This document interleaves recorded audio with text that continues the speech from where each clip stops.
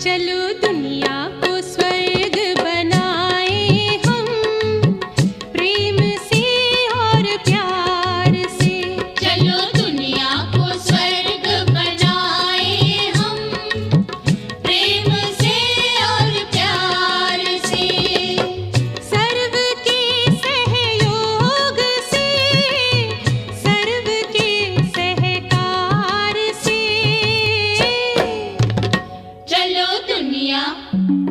चलो दुनिया को स्वर्ग बनाए हम, प्रेम से और प्यार से। नमस्कार, ओम शांति। स्वागत है आप सभी का साप्ताहिक कार्यक्रम जिए तो कैसे में।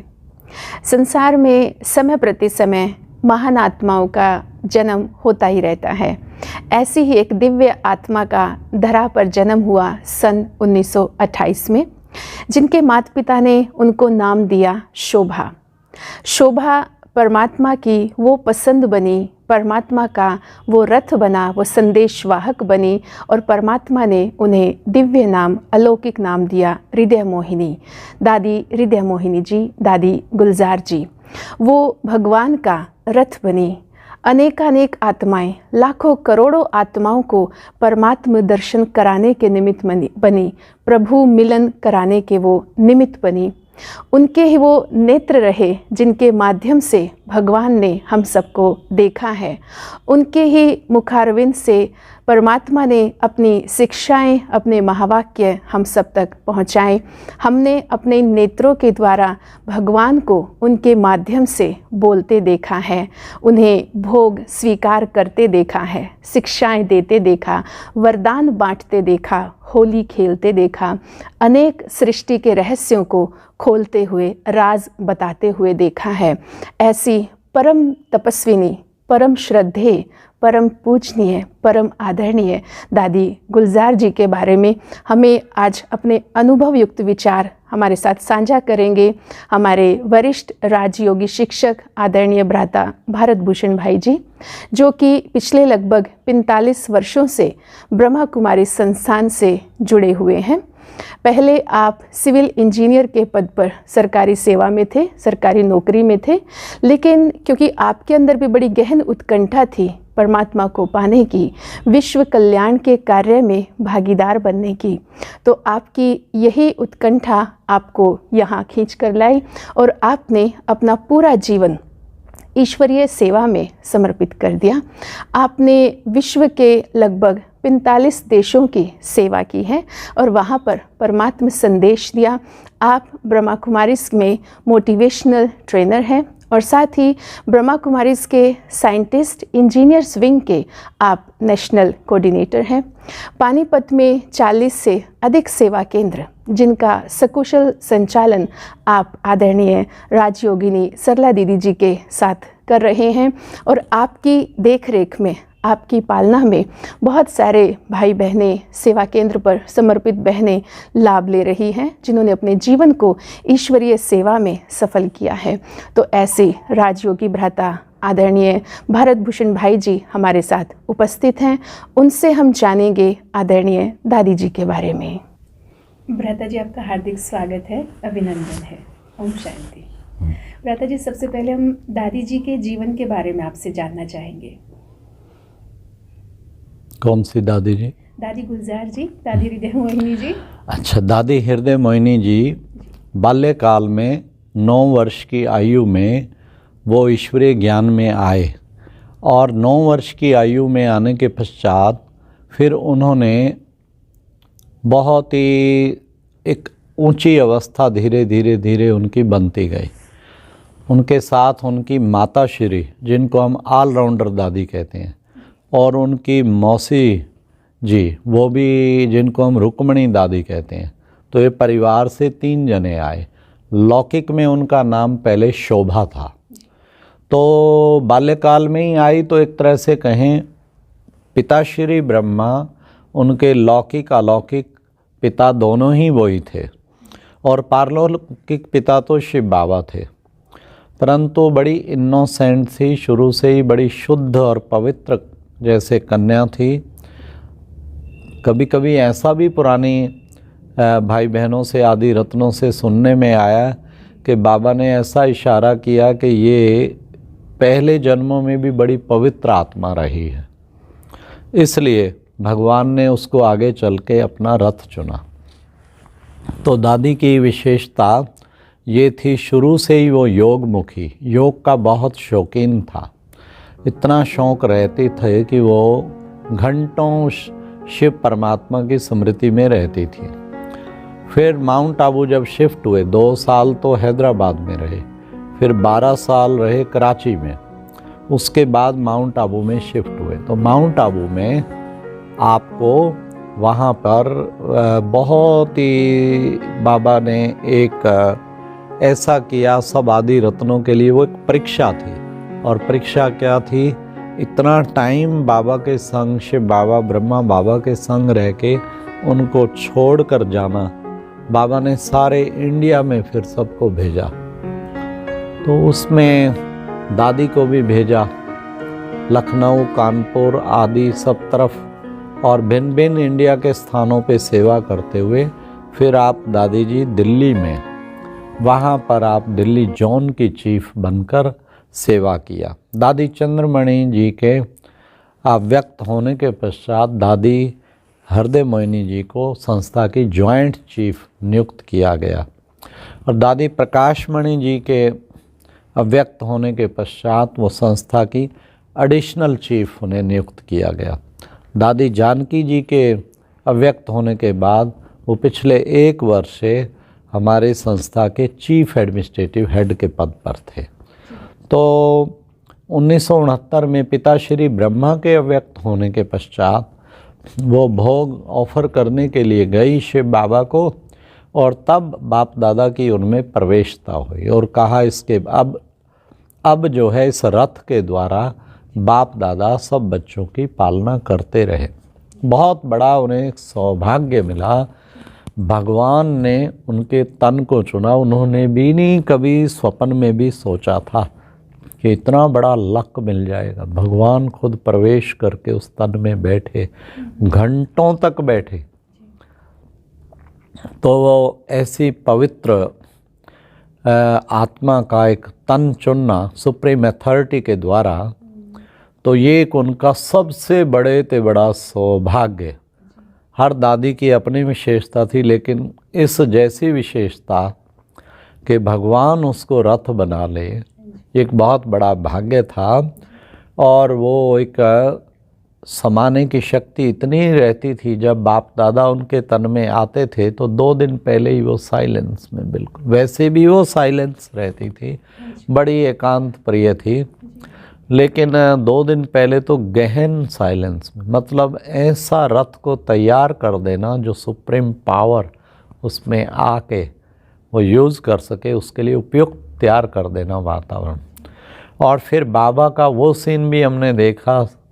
बाबा सारी रात तो रहते ही थे उस तन में शुरू में, लेकिन एक बार तो शाम को 6 बजे बाप दादा आए, अगले दिन 10 बजे, 16 घंटा, और एक बार भी पोज चेंज नहीं हुआ, एक बार भी उठ के चलो जाऊं वाशरूम आदि कुछ। तो दादी इतनी समाने की शक्ति और इतनी एडजस्टिंग पावर उसमें थी, जो भगवान ने उस रथ को चुना, ये सचमुच उनका बहुत बड़ा फॉर्च्यून था। इसलिए सभी उन्हें बाबा वाली दादी कहकर बुलाते थे। बाबा वाली दादी, बिल्कुल ठीक। तो वैसे आपका भी बहुत ही सौभाग्य, परम सौभाग्य रहा। दादी जी के साथ आपने बहुत सारे सुंदर अनुभव किए हैं, चर्चाएं आपकी दादी जी के साथ बहुत अच्छी हुई हैं, तो वो अनुभव भी हम जानना चाहेंगे। जरूर। बाबा वाली दादी पे भी एक अनुभव है। एक बार दादी को मैंने कहा, दादी हम जब भी आपको देखते हैं ना, तो हमें एकदम आता है कि वाह, ये तो दादी जो है, आपके तन को देखते ही बाबा याद आता है कि भगवान का रथ, स्वयं भगवान ने इसको चुना। ये का मैंने दादी को, मैं कि इस आपको देख के आपकी याद नहीं आती, बाबा की याद आती कि भगवान का चुना हुआ रथ है, इससे बड़ा क्या भाग्य। तो एकदम बाबा याद आता है, जैसे कि बाबा का रथ।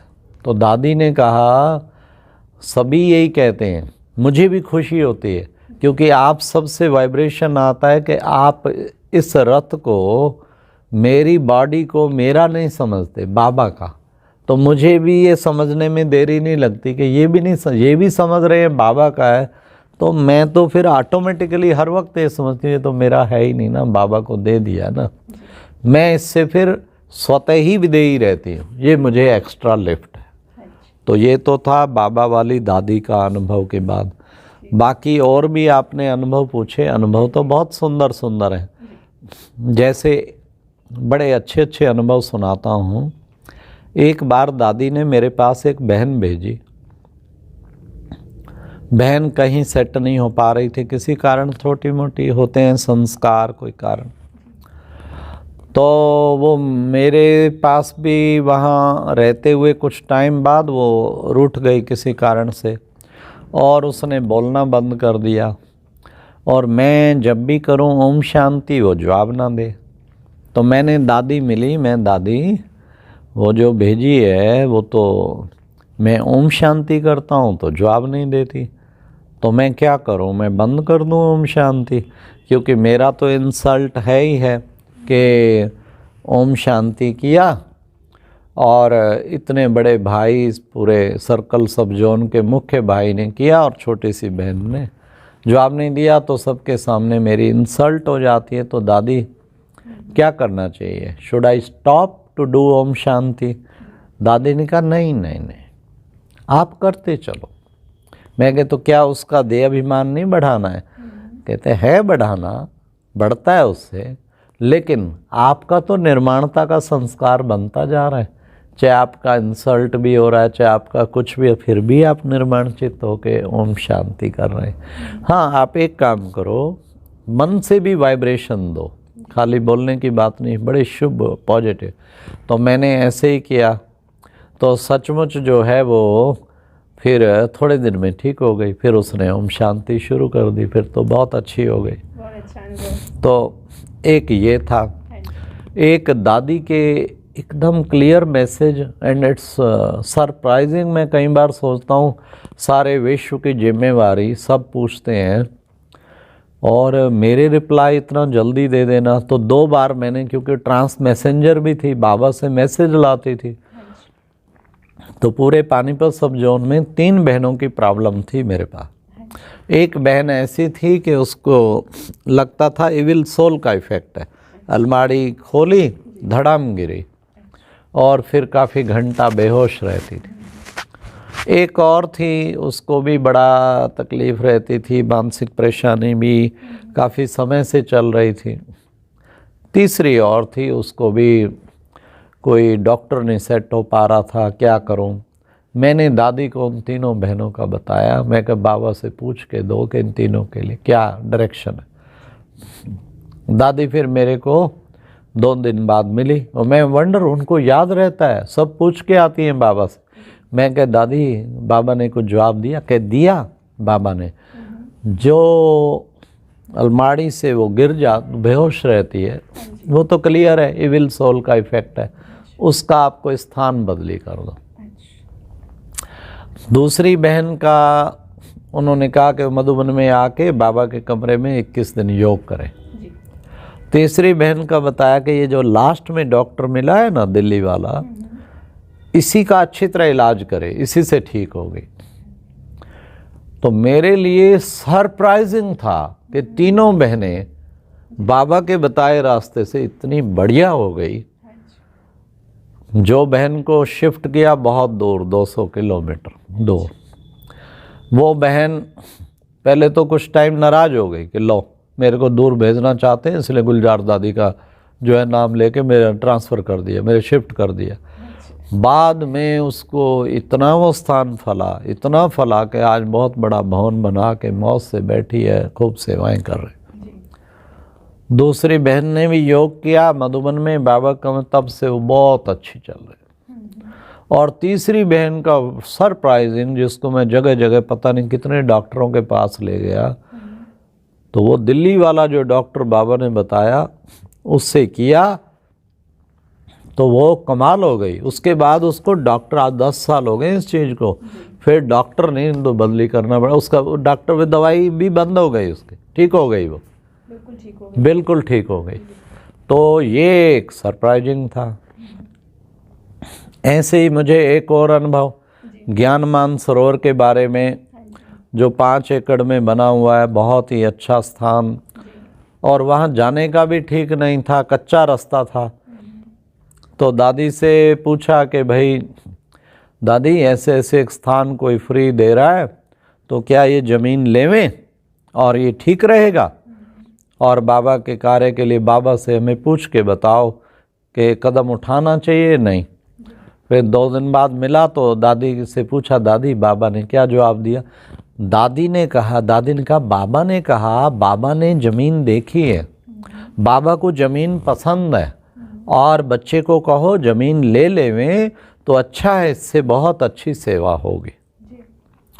मैं तो बहुत खुश हो गया। मैं कहा चलो, तो भी मुझे वो हुआ, मैं कहा भाई मुझे थोड़ा सा बुद्धि में था, सोनीपत भी निकट है 1 घंटे की दूरी पे, लेकिन उसका अभी थोड़ा फाइनल नहीं था, कुछ केस चल रहा था कोर्ट में, तो इसलिए भाई लेनी चाहिए या नहीं, क्या करें, उधर भी हमें सहयोगी बनना है।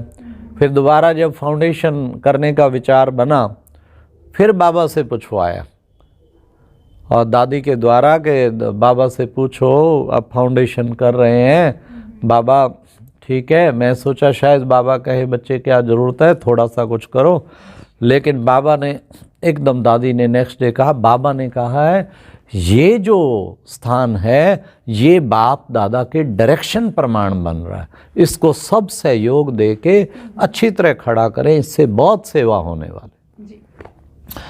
इतनी एनर्जी आ गई जब बाबा ने ये शब्द बोले, भगवान के डायरेक्शन प्रमाण, तो मैंने अपने को कहा, भारत भूषण तेरी जिंदगी भगवान के डायरेक्शन प्रमाण लगनी चाहिए।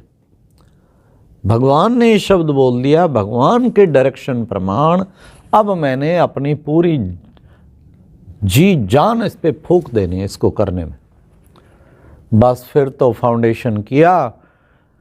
मैं समझता हूँ ये बाबा के वरदान थे। देखते देखते आप सब ने भी देखा होगा कि लेते ही, उसको स्टार्ट करते ही, और विदिन 3 मंथ हम वहाँ रहना शुरू हुए, और वहाँ जितना बना था प्रोग्राम, तब से आज 7 साल हो गए, लगातार धूम मची हुई है।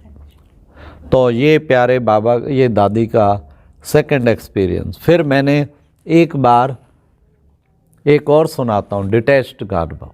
दादी चंद्रमणि से डीप कनेक्शन था, थर्मल में बुलाया, सारे इंजीनियर्स, मिनिस्टर सब इकट्ठे होने थे। कोई ट्रैक में प्रॉब्लम आ गई, ट्रेन कैंसिल हो गई, दादी आ नहीं पाई, और दादी ने कहा मैं नहीं आ पाऊँगी।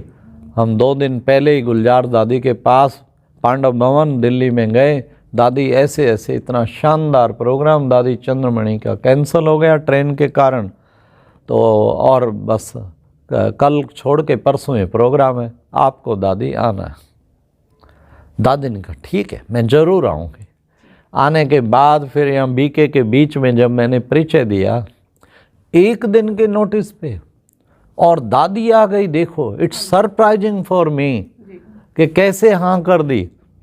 तो दादी ने जवाब दिया, हमारे कोई बच्चे रो रहे हैं, अगर टाइम है तो हम आ सकते हैं, क्यों नहीं आ। तो ये मेरे को बड़ा वो लगा कि ये तो डिटैच्ड बैठे हुए हैं, ये वंडरफुल। कौन ऐसे, हाँ पहले क्यों नहीं कहा, ये मतलब थोड़ा सा होता ही है। एक मैंने और उनसे एक अनुभव और याद आता है। मुझे योग का शौक़ बहुत हो, बीच बीच में 16 घंटा बैठता था, अब तक भी बैठता हूँ सुबह 4 बजे से, क्योंकि वो जब 16 घंटा बाप दादा को देखा, और मैं कहा मैं भी अगर डबल लाइट बन के बैठूँ तो मैं भी 16 घंटा बैठ सकता हूँ, प्रकृति क्या करेगी। तो मैंने एक्सपेरिमेंट किया, बड़ा सुंदर, बड़ा आनंद आया, कई बार बैठ। फिर मैं सोचा कहीं ये हठ योग तो नहीं, कुछ सेवाएं तो छोड़नी पड़ती हैं, बाद में हो जाएंगी। तो मैंने दादी से फिर पूछा, मैं कहा दादी ऐसे ऐसे जो है मेरे को शौक़ है, कभी 16 घंटा, कभी 8 घंटा, कभी कितना बैठने का, तो ये हठ योग तो नहीं है। दादी ने कहा कि नहीं नहीं, ये तो बहुत अच्छा है, बाबा भी हमें बिठाता था 12-12 घंटे, आज सब सेवा में बिजी हो गए हैं, ये तो आपको शौक बहुत अच्छा है, इसमें कोई वो नहीं है, खुशी से करो। अरे हमने कहा वाह, ये भी कितना अच्छा दादी ने वरदान दिया। फिर उसके बाद हम वैसा ही रहे। ऐसे बेहद की सेवा के बारे भी एक बार मैंने प्रश्न पूछा, दादी जब मैं जाता हूँ ना इधर उधर, तो पीछे फिर काम रुकता है, नेचुरल है, लगातार रहो तो खूब सफल भी करती हैं आत्माएं सारा कुछ। तो मेरा सदा ही पिछले 25-30 वर्षों से बेहद सेवा का पार्ट है, तो मेरे को शौक़ बढ़ा है सेवा का बाहर। तो दादी क्या करूं, मैं छोड़ के बैठूं, फिर मैं यहाँ खूब ये उस वक्त बन रहा था ज्ञान मानस, मैं लगातार बैठूं, मुझे भी विश्वास है विदिन 1 साल में 1-1.5 साल में बन जाए। नहीं बैठूंगा तो ये 4 साल मिलेगा। इतना बड़ा प्रोजेक्ट है ये, तो बहुत बड़ा ऑडिटोरियम, क्या ये क्या वो क्या। दादी ने कहा भले 3 साल में बने, भले 4 में बने, पर तू बेहद की सेवा नहीं छोड़। 50-50 रख, इधर भी रहो पर उधर भी ना छोड़। मैं कहा वाह, देखो दादियों की क्या सोच है। हाँ, यही मैंने देखा। यही दादी जानकी से एक बार पूछा, मैं कहा मेरे को बहुत शौक है, निमंत्रण भी होता है, महीने में 25 दिन उन दिनों में जाता। तो दादी मैं क्या करूं, या तो इधर ही रहूं, इधर फिर रुकता। कहती ये तो भाग्य है बेहद का मिलना। अरे बेहद का जो करता है ना, उसके हद के कार्य सारे बाबा करता है। बस सर्टिफिकेट मिल गया। तो ये थे मेरे दादी के अंग संग के अनुभव। बहुत सुंदर। वैसे हमने दादी जी के बारे में सुना है कि दादी जी को व्यर्थ की अविद्या थी, कि उन्हें व्यर्थ क्या होता है मालूम भी नहीं था। तो ये स्थिति उन्होंने किस प्रकार से बनाई, या उनको ये गॉड गिफ्ट था? पहले तो इतना टाइम बाबा रहना और वो स्वीट साइलेंस में चली जाती थी, तो ये भी बहुत बड़ी बात थी। फिर दूसरी बात ये थी कि वो हमेशा ही सब दादियों में कोई मीटिंग हो, कोई कुछ हो, बहुत कम बोलेगी। पहले तो खुद बोलेगी नहीं, और फिर पूछेंगे अगर दादी आपका क्या विचार है, फिर वो बिल्कुल नपे तुले शब्द 2 सेंटेंस में, कभी तो एक ही सेंटेंस में कोई ऐसे सुंदर बोलेगी जो बिल्कुल उसका सारांश होगा। तो उनको ये वरदान था बाबा ने, क्योंकि व्यक्त मुरली में एक दिन सब दादियों को वरदान दे रहे थे। तो फिर गुलजार दादी की बारी आई और उन्हीं के रथ में बाबा आए हुए थे। तो बाबा ने कहा ये है निश्चिंत देवता। जिसको ऐसा देवता जिसको कभी संकल्प नहीं चलता। उन्होंने इसके लिए अपनी फुल स्टॉप स्टेज बनाई हुई थी। एडमिनिस्ट्रेशन में कुछ हो रहा है, कहीं जॉन का दिल्ली का कुछ, कहीं कुछ, उसको बिल्कुल नहीं संकल्प। उसमें भी एक अनुभव याद आता है। उनके साथ एक बहन नीलू बहन रहती है। तो नीलू बहन से मिला क्या, कोई एक बहन कई बार कोई एडमिनिस्ट्रेटिव ऐसे डिसीजन दे देते हैं, संतुष्ट नहीं थी। तो आई दादी को, दादी ये क्या हमारा ट्रांसफ़र कर दिया, या जो भी संतुष्ट नहीं थी, और पता नहीं क्या क्या बोल रही थी। खूब अपना उसने जो भड़ास निकालनी थी, खूब बड़ों को नहीं कहेंगे, और कहाँ वो खूब सुना गई और सुना के चली गई। नीलू बहन को ठीक नहीं लगा दादी का, क्या ये इतना इंसल्ट किया, और सोचा दादी का तो बहुत संकल्प चला होगा, पर पता। फिर कहा सुना दादी क्या सुना के गई है? हाँ लगता है थोड़ी वो डिस्टर्ब सी लग रही थी। बस इतना सा। उनको ये भी नहीं पता सुना क्या गए, वो भी भूल गई है। कहते आत्मा थोड़ी डिस्टर्ब सी लग रही थी। कि सुना के क्या गई है? कि वो तो मुझे नहीं पता, लेकिन आत्मा थोड़ी डिस्टर्ब लग रही। इतनी न्यारी थे दादी, इतनी न्यारे थी कि वाह क्या आत्मा पार्ट बजा रही है। वो उसको साक्षी होके वो देख रहे थे। उनका संकल्प चलता ही नहीं था। नहीं तो कोई हमारी इंसल्ट कर जाए, 2 दिन मूड ऑफ हो जाएगा, खाना कहीं नहीं खाएंगे, फिर उसको मनाना पड़ेगा। और दादी को तो कोई फ़र्क पड़ता ही नहीं था। अगली बार थोड़े टाइम बाद, थोड़े मिनट बाद वो भूल भी जाती थी कोई था। हाँ सारांश पता होता है कि कुछ डिस्टर्ब थी बेचारी आत्मा। और वो शायद सुना है कि कुछ हल्का होके भी चली गई। हाँ, वो तो नेचुरली वो तो बाद में फील करके सॉरी करते हैं सब, अगर कभी ऐसा बोल जाए तो। जी भ्राता जी, जो दादी जी के बारे में सुना, अभी न्यूज़ भी एक आई थी कि कैसे दादी जी बीमार थे, लेकिन डॉक्टर्स हैरान थे कि कैसा पेशेंट है जिसे दर्द का अनुभव नहीं है। इतनी बड़ी उनको बीमारी रही, उनको स्पाइन में प्रॉब्लम था, लेकिन दादी जी को दर्द का अनुभव नहीं था। तो वो स्थिति इतनी सुंदर कैसे हो सकती है कि दादी जी को दर्द ही ना? एक्चुअली दादी नहीं, सारे ही अष्टरत्न हाँ जी। दर्द से मुक्त और महारथी भी कहूँ मैं। अक्सर करके कई प्रश्न पूछ लेते हैं, इतनी तपस्या, इतना ज्ञान योग, लास्ट में इनका क्यों दर्दनाक मौत होती है? और ऐसे हॉस्पिटल में इस तरह शरीर छोड़ते हैं। हम किस बाग की मूली है, हमारा क्या होगा? और छोटे कहीं बड़े अच्छा शरीर छोड़ जाते हैं, छोटे चलते फिरते भी छोड़ जाते हैं। हमारे पानीपत में एक राम प्रकाश भाई बड़े प्रसिद्ध थे, पुराने थे, खाना खाते खाते एक टूक खाया, उसके बाद थे ही नहीं। एक चंडीगढ़ का भाई था, वो बाबा के कमरे में आया, दृष्टि लेते लेते चला गया। तो दादियों का भी सबका ऐसे दिल करता है ऐसा ही होना चाहिए। लेकिन ये क्या कारण कहीं पूछते हैं, इसका बाबा ने 2 जवाब दिए। नंबर 1, बाबा ने कहा बच्चे इनको धर्मराज ने सैल्यूट लगाना है, इसलिए इनका सारा हिसाब किताब यहाँ चुकतो होना है। एक तो ये योग बल से चुकतो कर रहे हैं, और दूसरा फिर बाबा एक कर्म भोग से भी चुकतो करा रहा है, लेकिन दर्द नहीं, कर्म योग बल द्वारा कर्म भोग चुकतो हो रहा है। मैंने सब दादियों को निकटता से देखा। दादी चंद्रमणि तो खैर कुछ घंटों में ही गई, पता ही नहीं लगा उसे, ये भी नहीं पता था मुझे हार्ट अटैक हुआ है क्या, और वो गई शहर में, बस बात करते करते उड़ गई बाबा के पास। और मनोहर अधिकतर दादियाँ कोमा में गई, मनोहर दादी कोमा में थी, और कोमा में मैंने डॉक्टर अशोक मेहता, प्रकाशमणि दादी कोमा में थी, और दीदी मनमोहिनी कोमा में डॉक्टर अशोक मेहता से पूछा, मैं कहा पेशेंट को कुछ फील होता है, इंजेक्शन नालियाँ पर? कुछ नहीं पता होता। अच्छा, दादी जानकी ने तो बाबा से पहले ही मांग लिया था कि मेरा शरीर मधुबन में छूटना चाहिए, तो मधुबन में ही छूटा, और वो तो बिल्कुल टिक होकर बातचीत करती गई। और जगदीश भाई का जरूर शारीरिक यातनाएं थी, तो गुलजार दादी ने बाबा से जब पूछा, यही बाबा ने जवाब दिया, बच्चे की इच्छा थी आगे सजा बिल्कुल ना मिले, यहाँ भले चुकतो हो, तो वो चुकतो हुआ। गुलजार दादी को ये नो डाउट, उनकी बीमारी भी बहुत बड़ी सेवा, दर्द तो होती नहीं, बीमारी भी बहुत बड़ी सेवा के निमित्त बनी। वो कैसे? क्योंकि उन्हें कैंसर हुआ था, और कैंसर में बम्बे में एडमिट हुए, और बम्बे में एडमिट हुए, वहाँ डॉक्टर अशोक मेहता उस वक्त ज्ञान में नहीं थे, वो जैन धर्म के फॉलोअर थे। और कीमोथेरेपी जो है उसमें पेशेंट इतनी चिंगाड़े मारता है, इतने दर्द होते हैं, खासकर उस टाइम 20 साल पहले की बात।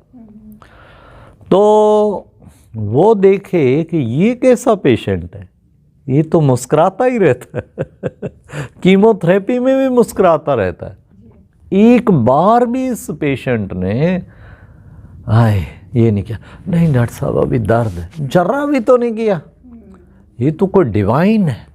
वो इतना प्रभावित हुआ कि ये कोई बहुत ही ग्रेट आत्मा है। वो आखिर माउंट आबू का निमंत्रण दिया, बहनों ने माउंट आबू पहुंचा, वहाँ तो और अधिक प्रभावित हुआ। फिर कहें आपके यहाँ पे कोई इतनी बड़ी बड़ी दादियाँ, इतने बड़े बड़े भाई बहन, यहाँ कोई मेडिकल फैसिलिटी नहीं है, छोटी सी एक डिस्पेंसरी होती।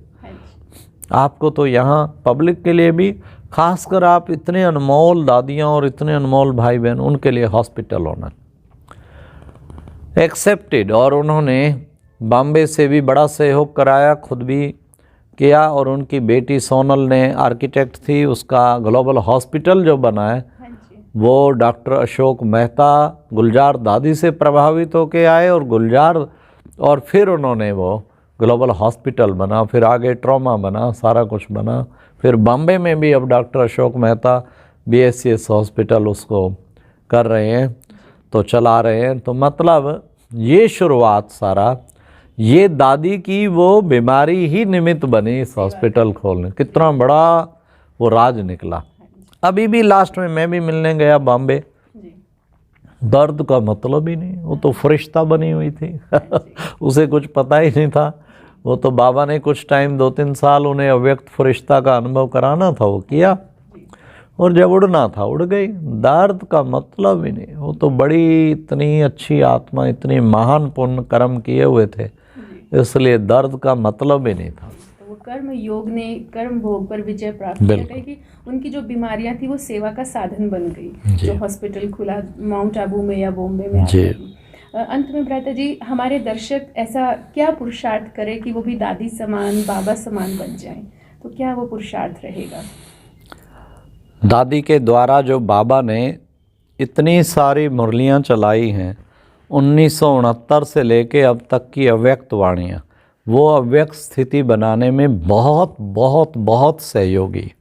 मैं तो यही कहूँगा कि आप सब उन अव्यक्त वाणियों का अध्ययन करें और उसको अवश्य सुने, और यही एक रिटर्न है, और फिर उसकी प्रैक्टिकल में धारणा करें। यही मेरी शुभकामना है। भ्राता जी, आपका बहुत बहुत धन्यवाद। बहुत सुंदर अनुभव युक्त विचार आपने हमारे साथ साझा किए। पुनः आपका धन्यवाद। ओम शांति। तो अभी हम सब ने बाबा वाली दादी गुलजार जी के बारे में अनुभव युक्त जो चर्चा थी वो सुनी, अनुभव युक्त विचार हमने सुने हैं, और उम्मीद है कि दादी जी की जो विशेषताएं आज आपने सुनी हैं, आप अवश्य ही इन्हें अपने जीवन में धारण करेंगे। दादी जी हमेशा सिखाया करती थी कि जो आपकी खुशी है वो करोड़ों की संपत्ति है, और जो बातें हैं वो पाई पैसे की है। तो पाई पैसे की बातों के पीछे हमें अपनी करोड़ों की संपत्ति नहीं गंवानी है। और दादी जी से ये प्रण कर लें कि हम कुछ भी हो, जैसे दादी जी ने पक्का कर लिया था, मेरा तो एक शिव बाबा दूसरा न कोई, तो ऐसे ही मेरा तो एक शिव बाबा दूसरा न कोई।